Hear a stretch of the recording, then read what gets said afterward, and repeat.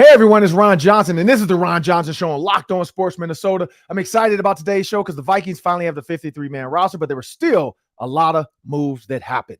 We'll talk about what we think of this roster, what were the surprise cuts, who made the team that surprised us, and do we think it's done yet? We'll talk about that next on the Ron Johnson Show.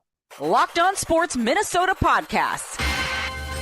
It's endless Minnesota Vikings talk with the diverse voices of your local experts. Now the Ron Johnson Show. On the field, in the broadcast booth, Ron Johnson is Minnesota sports. He's played with them, hung out with them, and grown up with all the big names in Minnesota sports. They're hanging out with Ron Johnson. It's the Ron Johnson Show on the Locked On Sports Minnesota podcast. And it starts now.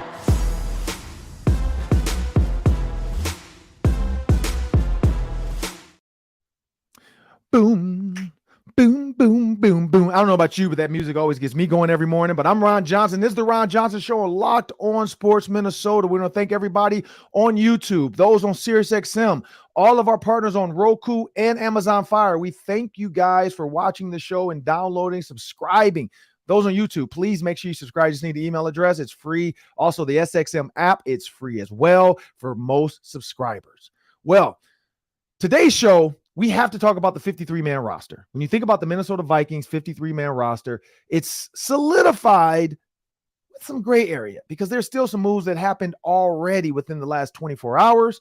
But before we jump into the show, I want everybody to know this episode is brought to you by FanDuel Sportsbook, the official sportsbook of Locked On. Just visit FanDuel.com/Locked On, or you can download the FanDuel app on the app market. Look for bonuses. The keyword is Locked On. So if you visit FanDuel.com/Locked On, you'll get a free offer. But also, you can get started today with some of these. It's coming, people. Next week, there will be football on Sunday. You will go to sleep Saturday night. I don't know how you guys are going to go to sleep Saturday night, but I'm going to go to sleep super excited. I will have a fresh haircut. I'm going to have my suit laid out for week one like it's the first day of school. I cannot wait. And then Sunday when we wake up, we get to go to the stadium, have an omelet, some bacon, some potatoes, and then we get to see some football. After the pregame show, of course, but some football. I get to get on the field. I'm going to see my boy Cole Keefe, Antoine Winfield, Larry Foote, coach of the Buccaneers. So I'm super excited about that. But before we jump into the show, I got to bring my producer into the show, Sam Ekstrom. Because, Sam, football is right around the corner. Football's here. It's here, Sam. I don't know how you – so I know you don't suit it up because you're not on TV. You know, you cover the game, but you're not on TV, so you don't have to plan your outfit out. But do you? Because I do. I've got my suit ready to go in the closet. So when I get up, boom, I'm not sitting in the closet for 30 minutes trying to figure out what to wear. Do you plan your outfit out, or is it just kind of like, I'm going to get up and go? Yeah, it's a good question. A lot of times I do wear like the jacket, the blazer, with maybe some nice dress pants on the bottom, not the full matching suit, no tux or anything, usually no tie. I'm kind of more of a last second dresser. I usually wake up Sunday morning and I'm like, all right, I've got to, get this kid up, got to change this kid's diaper, and then I got to leave suddenly in 15 minutes and I'm scrambling. So run in the closet, find something that relatively matches, and then get to the football game. I'm not very coordinated, not very planned out when it comes to the fit. Not like you, Ron. I know you've already laid it out, getting ready for next Sunday. Yeah, I got a brand new pair of Jordans. Like I was a Jordan guy growing up. I was a Jordan guy in college, and then I started working with a company who sold a ton of Adidas, so I became an Adidas guy. I did the Yeezys and the Boosts and all that stuff, and now I'm back. Game One is my new company, and we're back with Nike. So I'm staring at a pair in my studio right now. A pair of Jordans on the floor. Those are gonna be. My daughter was like, "Are those new?" And I'm like, "No, I've had these forever." But yes, they're new. I got the Jordan 312s, the special combo editions. It's the Jordan 3s, the 1s, and the 2s, all mixed together to make one shoe. 312 is a play on Chicago's area code. So I got a pair. I was lucky enough to get in there and get them. The box has a 2-3 on it. So, but I can't wear them for week one because they're black, red, and white. And I feel like if I wore those with a suit and like a black, red, white, and tie, people would think I'm with the Buccaneers.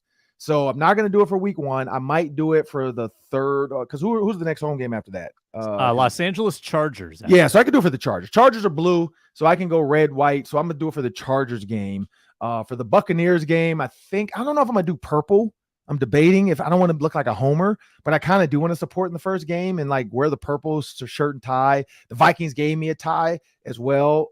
So I'm kind of leaning towards that, like doing the Vikings tie with just some all white shoes, since we're going to have snow soon. So I'll have to put the all white shoes away, but I'm not a big like, after Labor Day.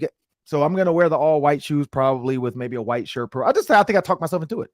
White and purple tie, white shirt, gray suit, 3-piece maybe for week 1 with the white shoes for pregame, maybe some Air Force Ones, maybe I might buy some white Air Max because I do have some white Air Max as well. But I'm ready for that. But Sam, enough about the outfit. I'm looking forward to this because of the roster, Sam. And when you look at this Vikings roster, who made the team and who didn't, I'll jump out there right away. What surprised me? 6 safeties. That surprised the heck out of me. 4 tight ends. That surprised me. There's more safeties than defensive linemen, Sam. So the fact that there's 6 safeties leads me to believe Brian Flores is going to really load up on this back end, multiple safety, 3 safety look to try to like get some pressure on the quarterback with some speed versus power, using guys like Josh Metellus and Lewis Cine to get after the quarterback, Cam Bynum. Being able to have a guy like Josh Metellus, maybe even Lewis Cine cover a tight end, but then also being able to blitz off the edge versus just a linebacker covering a tight end. Maybe a 4. I mean, we don't know what B-Flow's in. It could be a 4 safety set. Imagine that.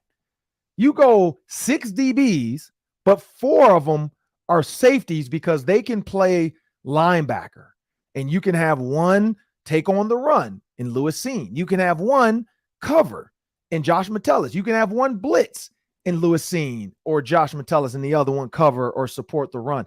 So it'll be very interesting to see what he does. Maybe we're just making all of this up and nothing's going to happen. He just wanted 6 DBs for special teams purposes. Who knows? 6 safeties. Sorry, not just DBs. Because normally it's 10 DBs. It's usually 4 safeties, 6 corners. They went 5 DBs, 5 cornerbacks, and 6 safeties, Sam. So very, very, very interesting. I feel like maybe one of those safeties and Theo Jackson maybe might get released and then try to get back on practice squad. So maybe they wanted to hold him until everybody else formulated their rosters so that when they do waive him, nobody's going to look at the waivers and be like, oh, we need him still. Like maybe they'll feel like they got their guys. But first casualty to the cut, Jalen Reagor. Jalen Reagor gets cut. Like you said, Sam, who did they bring in? Myles Gaskin has been brought in as maybe their RB2, 4 years in Miami. His best seasons in 2020 and 2021 when Brian Flores was the coach. He is a versatile pass-catching running back. Almost 1,000 total yards from scrimmage in those 2 seasons. So he's got a little wiggle to him. Good in the passing game, and that's what they're looking for in that RB2. So I think it might be between Gaskin and Ty Chandler to be your RB2, and Kene. Still haven't seen him in a month. He might be the one left out in the cold here. Yeah, I mean, and that's the thing. I've said that when I put out my initial roster, and I keep going back to that tweet because people don't want to give me credit for my tweet. Like I like it. I was proud of myself. When I looked at the roster, I set out there a week beforehand. I kept kind of giving, I did that every week after games. I would check off guys I thought would make this team. The only person that I had making this team, that did not, was the TJ Smith. Like, and a Sezzy. My Sezzy pick was more just heart than head. It was more I wanted him to be on this team, but I didn't have him on my actual one. I kept saying I thought he should make it, but yeah, I had TJ Smith in there. I think I might have had a Sezzy on there, and if I did, it's because of my heart, not my head. But TJ Smith, I thought they would, like I said, I thought they'd have more D linemen, and they only have 5, so that one threw me off. I didn't have 6 safeties going. But everybody I picked is on this roster. Ivan Pace Jr., all the linebackers I said, Troy Dye over Troy Reader, Ivan Pace making it, Brian Asamoah, and Jordan Hicks. And so I had everything pretty much done. Quarterbacks, I didn't have Jaron Hall because I wasn't sure. Running backs, I didn't have Kene. And so maybe we'll see. Who knows with his health? Be a pup list. Because and it could be a pup, and then pup usually might get you out the door sometimes if somebody outplays you. Myles Gaskin, for those wondering, played for the Miami Dolphins all 3 years under Brian Flores from 19 to 21. He stayed for 2022, was hurt though, and he had 10 carries. But in those 2 years, Flores' defense really flourished. 142 carries, 173 carries, 600, almost 600 yards both seasons, 3 touchdowns both seasons. And he had 49 receptions and 41 receptions. That's a back that's doing everything. That's a lot of catches when you think about 49. That's almost 50 catches. That's like heading towards wide receiver. Heading towards wide receiver. That's what's crazy about it, is Myles Gaskin heading towards wide receiver status with that. If you look at it, the Miami Dolphins cut him, but that didn't take long for Brian Flores. So Brian Flores clearly maybe let Kevin O'Connell know about him. He probably had him on a short list of guys like, hey, here's some running backs we're looking at. We all thought maybe Kareem Hunt might be the guy. Myles Gaskin gets cut by Miami a day earlier, and then he lands on his feet with Minnesota. So I think that worked out for him. Like soon as he hit the waiver wire, and that's why GMs are looking at the waiver wire. Guy like this gets cut. It's like, look, I think he's better than Kene because he has an undisclosed injury. We don't know how serious it is. So you're right. It could be IR for Kene. We can find that out because they don't have to technically, Wednesday? The injury report has to come out? Or Tuesday? A week from today will be the first official injury report. So Wednesday. We will see if Kene gets put on IR, what happens there, because that's my guess. Now they could do it sooner to add another roster spot quicker, but maybe they don't want to show other cards just yet. Maybe they want to give him time and see, maybe it's something like, hey, let's give it another week and see how he does, because next Wednesday, who knows what the injury is or what's going on. But he is on there. So I think that's what's going to happen when you bring in a guy like Myles Gaskin. One, he's a guy that can catch the ball, Sam. He's a pass-catching running back. He's also a guy that can run the ball when you need him. And he's a two-headed monster that gives you maybe a little bit more confidence. Brian Flores probably also talked to Kevin O'Connell about this, but gives you a little bit more confidence in him with Alexander Mattison, because you're not fully sure what you're going to get out of Alexander Mattison as the bell cow, as you want to call it. And then you don't know what second-year Ty Chandler is going to be able to give you. And then Kene, clearly not healthy. So I think that was a solid move in adding Myles Gaskin, but that means Jalen Reagor had to go. What that also means, having 5 receivers, I see those 3 receivers for sure. We know the top 3. Yep. I see the 4th, Brandon Powell being your punt returner now. That's his job. Jalen Reagor's gone. He is the punt returner. It's his job. I will say for the 4th receiver, we don't know if Jalen Naylor is healthy yet fully. I mean, they have, because he's been practicing, right? He's back. During joints with Arizona, he was warming up. He was in uniform, but then he would not do teams. So Correct. Clearly he's kind of in a ramp up period. And we really didn't get to see him do anything in pads this training camp. That's what's disappointing, because he had such a good spring and summer, most of it wearing t-shirt and shorts. Now we haven't seen him do it in pads yet, but he had a lot of momentum. Yeah, so that's the thing. It's we don't know where he's going to end up. So what that leads me to believe, Nick Muse showed a ton. Johnny Munt talks endlessly about him. Endlessly. Wanted to hype him up for us. But I believe that TJ Hawkinson, and not so much of Josh Oliver, but maybe Nick Muse will get Muse more in some of these 3 receiver sets, maybe empty sets. You go 2 tight ends, 3 receivers, and have a 5 wide look. Nick Muse probably becomes your pass catcher over Josh Oliver, unless Josh Oliver's in there as a potential 6 blocker. If you want to have 6 blockers and not have a running back, but spread the line out so you have more, you're not worried about a blitzer, but we're going to spread it out and have more width so that it's a tougher angle to get around to the quarterback, unless somebody in the interior just gets whooped, which can happen. But I'm very interested now, because now this week 1, Sam, I don't know about you, but this next, let's call it 10 days, I'm super excited to see, because we don't know what this Brian Flores defense is going to look like. And now we don't know what Kevin O'Connell's offense is going to look like, because before we knew it was truly balanced with Dalvin Cook and they knew they had to give him the ball. Now, I don't think they have, he doesn't have that. You think about how much the Rams ran the ball when they won the Super Bowl. Not a lot. So in his mind now, he doesn't owe a running back anything. He owes Dalvin Cook the ball. You owe him the ball. You don't owe Alexander Mattison the ball. You can go through a game and give him 15 carries, and I think you'll be okay with that. You can give him 8 carries and give Myles Gaskin, 8 carries. You don't owe these running backs anything. You owe Dalvin Cook that because of the money. You don't owe that to Alexander Mattison. So I think Alexander Mattison becomes more like a Rams running back that we talked about during their run for the Super Bowl. So again, it's going to be, and same with the Buccaneers run, their running backs was just a running back. Same with the team that just won, the Chiefs. Their running backs were just hey, every once in a while we'll run it, but we're going to throw the ball. So Kevin O'Connell keeps saying run the ball, which is still perplexing now with the CJ Ham bit. I I mean, I guess special teams wise, you do got to have a special teams guy that's going to be there, a captain, a leader. But if you're not going to use them a lot in the offense, it's going to be interesting how long they can keep doing this with CJ Ham. Or is this one of those high character guy? You gotta bring him back every year because he's a great team first person. He's a great guy in the locker room. But what was there any surprise? I know you had an Andre Carter thing out there, but were there any surprise makes or cuts that you had? The Carter thing was probably my biggest surprise. I know they spent a lot on him in undrafted free agency. And I'm not opposed to keeping him. More so, I was upset that Luigi Villain got cut. Yeah, because I thought that he was deserving. They held on to him all last year, right? And I thought they did that for a reason.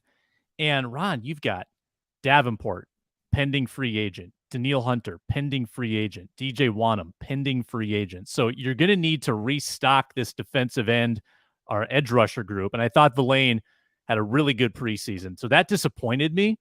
Not Andre Carter might have great upside. I just didn't see a lot of it. And he also had an injury that he was dealing with too. Yeah, I mean that's the thing about this too. Injury of Seze Otamenwu, they were trying to get him healthy because I think, like I said, I think all the bubble guys I left off my roster. I think I had 49 guys that I thought would make that team, and I think I was only off by like 2 guys on my list that I had making it. They got cut because I didn't have Jalen Reagor on there. I didn't have like any of those other guys that got cut. Like I had TJ Smith and he got released. So when you think about that and what they were trying to accomplish and who they were trying to get, on this roster, that was the key for me. Is like, what were they going to have in the end? Who were going to be the guys that stick around? And to have the undrafted guys, I mean, that's a great testament to Kwesi as well, to be able to say, hey, let's offer these guys some money to be undrafted guys, come to us because I really think these guys can do it, which is Najee Thompson, Ivan Pace Jr., and that's just a huge, and the Najee Thompson to me is still like, wow, because nobody really gave him a chance early on. And then all of a sudden he had a couple great days on special teams. He got into that fight with the Titans. And then everybody's like, whoa. And then he had the hit in the game. Everybody's like, whoa, this guy's good. So let's see if he can do this for 17 weeks. Because that's what he's going to be, the gunner. He's going to be the special teams guy. He's going to be the guy that has to get the team excited, make a play. So we'll see. We'll see. But coming up next, we're going to jump a little bit more into this Gophers game this week, Gophers, Nebraska. But we're also going to still hit on a little bit more of a Vikings talk here and there. But we are going to break down for the last bit because the Gophers tomorrow. I go to sleep tonight. I wake up tomorrow. I'm going to go get me a coffee, have me a little pastry, maybe drop lunch off to my wife at work. And then I'm going to relax for a little bit, close my eyes. And then when I wake up at, let's call it 2 o'clock, take a little nap, midday nap, I'm headed to the stadium, people. Because the Gophers are playing the Nebraska Cornhuskers, and I cannot wait. But we have to get into this next segment. But before we do, we have a word from our sponsors.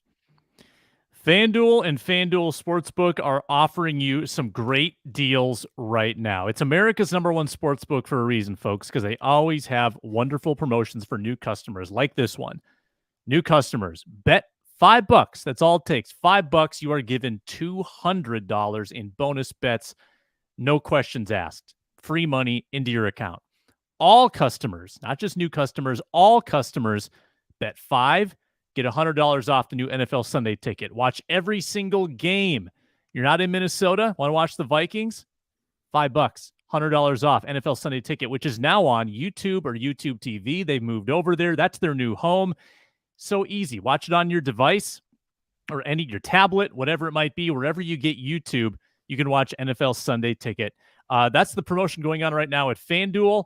And with those bonus bets, hey, you can put it on football, money lines, prop bets, futures, whatever you want. So many great ways to wager at FanDuel, an official partner of the NFL. Well, Sam, Gophers, Nebraska. Here's some things. Now, we just saw the video. We talked about this. Kid from Nebraska goes and breaks into a vape store. And he's not even on the team. So I'm not going to even give him any. I think it's Eric Gilbert's his name. He's not even on the team.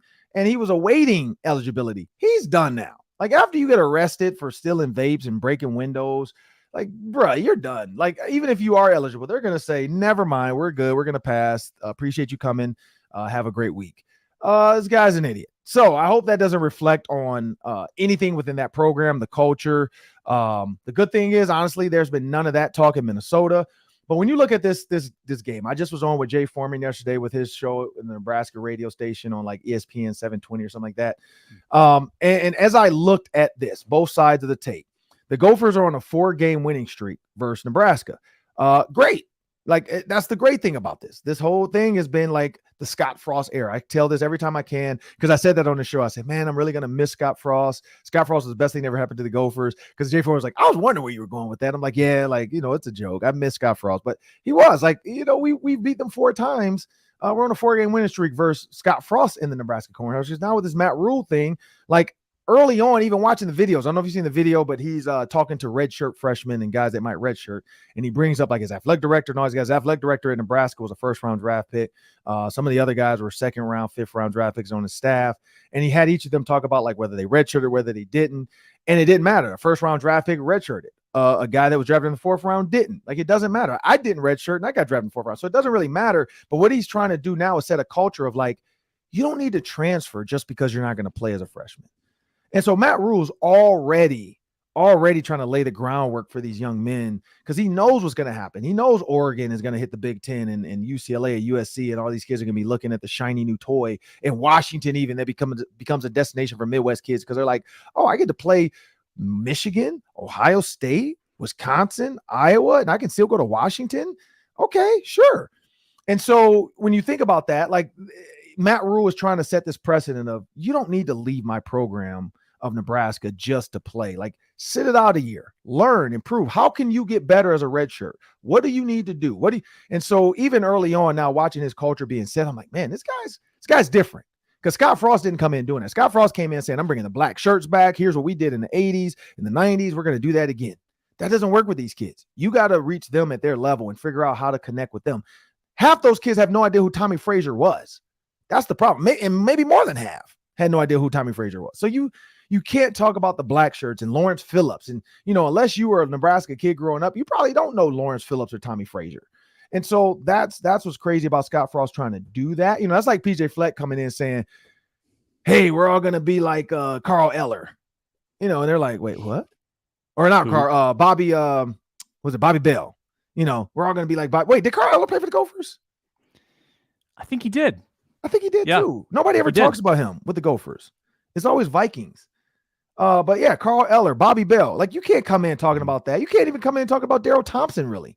Like, you got to come in and create what you created. And that's the thing. Like, you could talk about Rashad Bateman, Tyler Johnson, maybe Eric Decker because he's naked all the time and kids might watch him on Instagram because of his wife. But you can't do that. Like, I think the only reason a lot of those guys know me is because I do the radio and the TV. Like, if I didn't do the stuff, they probably wouldn't know me either. Other than, they might see me on the wall or my records or whatever, the All-American stuff. But that's what's crazy about this. And so when you think about this game, Sam, here's where I go with this. This is the great unknown. Tomorrow on my pregame show, I'm talking about the great unknown. We don't know what we're going to see from either team. Ethan Kalikmanis is new. Matt Rule is new. The running backs are new. The receivers are new, other than Brevin Spanford. The defense is new. The offensive line is new. There's a lot of old faces gone off to new places in the NFL or retired or done. Terrell Smith, Darius Green at safety. Like I said, he had a good bowl game. Mike Grimm brought that up. But we don't really know this kid. He's going to be next to Tyler Nubin now. So at the end of the day, this is the great unknown of a game. And this is why now it makes sense, because Mike Grimm said this yesterday with us on the show, of why the Gophers coaches are so nervous. Because, like, you don't know what you're going to get from Nebraska. But I will say this, man. Like, PJ Fleck, I feel like Ethan Kalikmanis with his weapons, they have a good team. I think their defense is pretty solid. You look at some of these young guys like Anthony Smith they bought in, built like Greek gods. I think the Gophers can win it. But Nebraska is not going to go quietly into the night when you look at what they did. But is there anything like – here's the thing I think of when you look at the matchup between the two of them. Nebraska begins their season on the road in Minnesota and Colorado. So they got 2 back-to-back tough ones. You look at the rest of their schedule, though. They do have some easy ones in the middle with Northern Illinois, Louisiana Tech, but then they got Michigan, Illinois. Then they get another easy one, Northwestern, because we don't know what they're going to be. But then they have Purdue, they have Michigan State, then they get Maryland, Wisconsin, Iowa. So Nebraska has a tough schedule this year. We talk about PJ Fleck having a 3rd toughest schedule in football. They have a tough one. But is there anything that jumps out to you about these two teams? Yeah, I think you nailed it, Ron. It's going to be a battle of adjustments, because every year you see this to some extent because you're always looking at new quarterbacks. There's always a new talent you have to account for. And week one, there are a lot of mysteries, even if there's not a new coaching staff. So how fast can, Joe Rossi adjust to what Nebraska shows on offense? Because it seems like there's very little known about the offense and which iteration of Matt Rule's system they're going to run, whether it's going to be the Baylor system or the Temple. I think he was with Temple before that, the Temple offense. The Gophers just don't know. They're going to have to adjust defensively to what they see and whatever skill set their quarterback shows. And then how is Nebraska going to adjust to what Minnesota shows? I mean, it's just going to be a chess match. Really, it's a game of coaching. And Matt Rule, his first year at Nebraska, but he's got credibility, Ron. I mean, he's got plenty of equity built up from his years in college and the NFL, so he's no slouch. So I think this is going to be really a battle of wits between the head coaches to counteract what they're seeing from the other side. Yeah, I mean, and when you look at it, like I said, the Gophers are on a 4-game win streak. You look at the players. Like I said, this is a bunch of new players too. Like Matt Rule did a good job from a keeping standpoint, but then also transfers. When you think about the number of transfers they have 11 transfers. That's what's so crazy about this. I mean, now the Eric Gilbert kid transferred from LSU in Georgia. Unfortunately, like he's probably done, but who knows? Like, I don't know how you get out of that video because you're caught in 4K. Like you had your face. You walk by. That's the thing. He walks by with his face uncovered, goes off camera, comes back with his face covered with his shirt over his face. Like you're an idiot. But anyway, so he does. But other than that, let's take him out the way. You got 10 other players that are new. You got the receiver from Virginia. You got another receiver from Baylor. You got a linebacker from Georgia. You got an offensive lineman from Arizona State and Ben Scott. You talk about starts. Ben Scott started 28 games for Arizona State. We know Arizona State's dealing with sanctions and stuff, so that's why like they've self-imposed a bowl ban, and everybody's like, oh, it's gonna be okay. They're gonna have way more players start to transfer when they realize like, wait, we can't play in a bowl game. We can't get. Oh, wait, what are we playing for then? So they're going to have some issues with some players, and I feel like more players might want to get out of there before it gets worse. Jeff Sims, quarterback, Georgia Tech, 23 starts. You got some other guys that transferred that don't really have as many starts, but they have played some games. You got Chief Borders. That's the linebacker from Florida that transferred there. I know him. Maybe we'll talk to him after the game. I have his number in my phone, actually. So very funny because I got to meet him this summer with Blake Barrett. So Chief Borders is now at Nebraska, linebacker from Florida, played 16 games there. No starts, but he's going to start for Nebraska. He's going to be their guy. Marco Ortiz, long snapper from Florida, 16 games there. I mean, you just go down the list. And so they've gotten, Florida transfer, Corey Collier Jr., DB. You got Elijah Judy, D lineman, Texas A&M. I mean, they're not getting transfers from like small schools. They're getting some big time transfers that were considered big time players. Like Chief Borders is a really good linebacker, and he's a potential NFL draft pick. And that's why Blake Barrett and IFA wanted him. But transfers out of Florida to Nebraska, they're going to make them better. Like that's the thing. You have a lot of guys transferring in that are going to make this team better. And Chief Borders is one of them. Joshua Fletcher is another one, the wide receiver from Baylor. And like I said, you got MJ Sherman, the linebacker out of Georgia.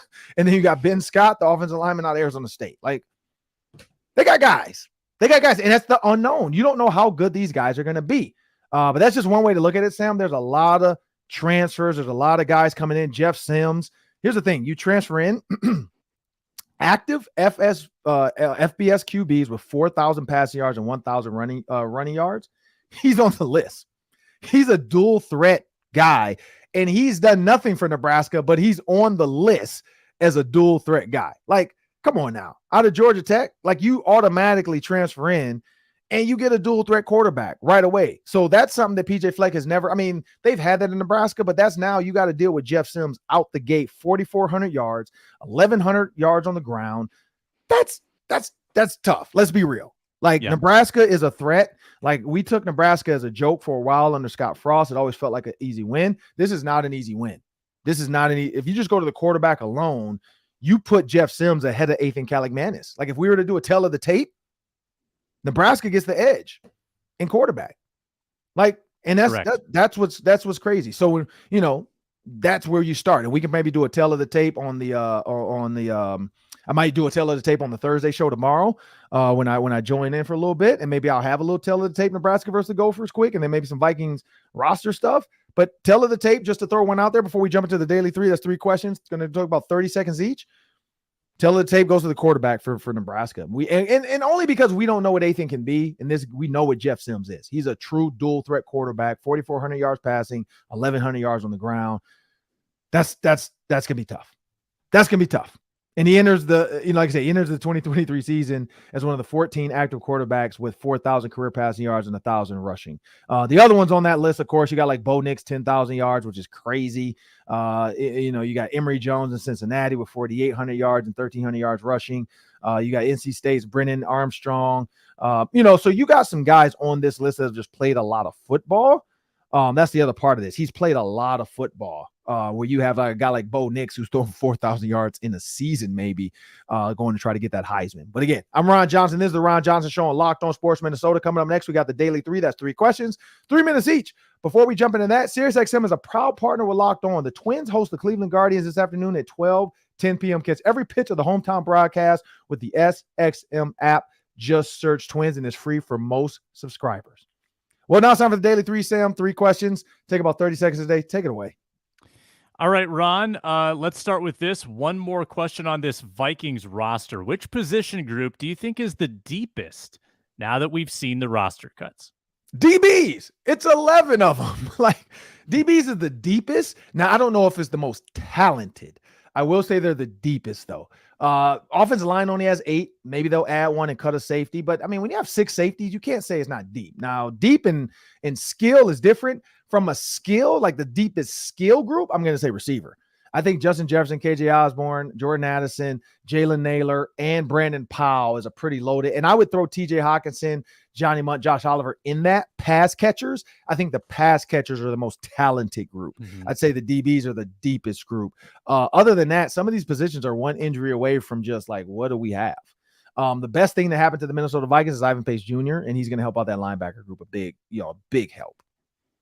Yeah, I think safety is super deep. You got high-end talent in Harrison. You got mid-level talent in Bynum and Metellus, and young talent with Seen and Jackson. And then tight ends, you're 4 deep. And I think all 4 are pretty good. Really good. Next on the list, college football. It's not just the Gophers in Nebraska, Ron, but other good matchups as well. Let me give you a couple from this weekend. LSU, Florida State. That's the big Sunday night showcase. You got West Virginia, Penn State, North Carolina, South Carolina, Ohio State, Indiana. Are there any other games that intrigue you this college football weekend? Well, I mean, other than the Gophers, Nebraska, just looking at it, the Florida, Utah, because Florida is, Florida's always good, but you never know how good they're going to be or how bad they're going to be. Like I've never seen them like just really just be middle of the road. They're always really, really good, or it's like, what the heck happened to Florida? But Utah is 14th in the nation. And so this is a game, old school wise, you say, oh, Florida's playing Utah, they're going to put up 77. Utah might put up 70 on Florida. Like Utah can move the ball. That's a good one to watch. I just want to see Colorado. They're playing 17 TCU. So they're playing a really good opponent Saturday, September 2nd at 11 a.m. Because like the Gophers play on a Thursday. So my Saturday is free. My daughter doesn't have any softball or any sports, which I don't think there's ever been a time where we have nothing on a Saturday. So we're going to look forward to just chilling at the house, maybe doing some yard work, maybe checking out the fair, but I don't know if I want to waste my time at the fair on a Saturday. I'm going to check out this Colorado because I want to see what they can be. Also, number 25, Iowa. They're playing Utah State. That's easy, but I just want to see if Iowa is going to look good or not, or if their offense is going to look trash like last year. All right, one more, and it's not football related, but Bronny James, LeBron James' son, committed to USC. Remember, he collapsed on the court. He had a heart incident, revealed to have a congenital heart defect that caused his cardiac arrest. Yep. Would you, as a parent, be nervous, Ron, to see Bronny resume his basketball career after that health episode? I wouldn't. I wouldn't be nervous, but so there's 2 sides of this. I wouldn't be nervous because my trust would be in God. I mean, I'm gonna be honest. I would trust in God in this, and I would hope. But as a parent, a little bit, yes, I would be a little bit kind of like, man. But if the doctors are telling me he'll be okay, and because I've heard there's like ways stuff to do and ways to like deal with this and not fix it, but whatever. If doctors are telling me like, look, this is fixable, we can help him through this with this, and this, I'm gonna trust the doctors. I'm gonna trust in God. I'm gonna pray about it, but I want my kid to be happy. If my kid really wants to be out there, it would be tough for me to say, no, I'm not letting you play. Because you could say, yeah, I have a ton of money. You don't need to play. You can just go to school. You can get a job. I'm a billionaire. There's one side of that, but then there's also like, you also want your kids to be happy. And if this makes them happy, even if, something were to happen, I think he's going into this knowing like I'm doing what I'm doing. But I wouldn't want my kid to do it because they think I want them to do it. I would tell them it's on them. You're an adult now. You're in college. You need to make this decision. I wouldn't want to force them either way. I'm going to say either way, I'm going to love you. I'm going to be happy. But I mean, probably as a dad, I'd probably be a little bit nervous. I mean, and I have girls, so maybe it's a little bit different because I'm super nervous all the time anyway, no matter what they're doing out there in sports. Like, I don't want them to hurt knees and all that. Like, I just hate injuries in sports. When your kids are in sports, you never know they're one injury, they're one weird move away or a dumb kid from running into them from getting hurt. Even on the playground, like we've seen girls get hurt on playgrounds now. So, and kids. So yeah, no, I'd be a little nervous, but at the end of the day, I want my kid to be happy. So I don't know. Your parent, would you be nervous? Yeah. And I'm a worrywart too. Like I'm definitely going to be the overbearing parent when my kids are playing sports too. Not that I'm forcing them in anything. I'm just going to be nervous. I'm going to be nervous. I'm going to be, I want them to succeed. But you know what? He's an athlete. Like it's not like he's going to be inactive for the rest of his life. Like he's going to probably play sports of some kind, whether it's like organized in college or pro or like on the side. So if they're told that he's probably going to be okay, that, they can do things to mitigate this. Yeah, I think you go ahead and do it. And if they're told that, no, this is putting his life at risk, then you go a different direction. But yeah, I think once that happens, you're probably always just a little nervous, Ron. Baseline, you just live a little more nervously after you have something like that. Yeah, you do. And that's why you just got to trust sometimes and let your kid be a kid and just pray. Just pray about it and have solace and just comfort in that. But again, I'm Ron Johnson. That's Sam Ekstrom. There's a Ron Johnson Show on Locked On Sports Minnesota. I want to thank everybody that's watched on YouTube, Amazon Fire, Roku, all those that have downloaded the SiriusXM app. And then also wherever you get your podcast, Spotify, iTunes, iHeartMedia app, we're everywhere. You can just search Locked On Sports Minnesota. Make sure you hit subscribe and follow. You get all the Ron Johnson content. But I'm Ron Johnson. That's Sam Ekstrom. I want you guys to have a great day. And remember, next week, people, we got some real Vikings football next week. We got some Gophers football tomorrow. So we're going to follow up Monday with hopefully a Gophers victory. If not, I'm going to be dressed in black for the Gophers funeral of week one because it's Nebraska championship season. And then we move on. We move on to the next game. We don't talk about it. We bury it. We have a funeral for it and we move on. If they win, I'm going to have balloons and we're going to celebrate. But again, have a great weekend, people. Enjoy.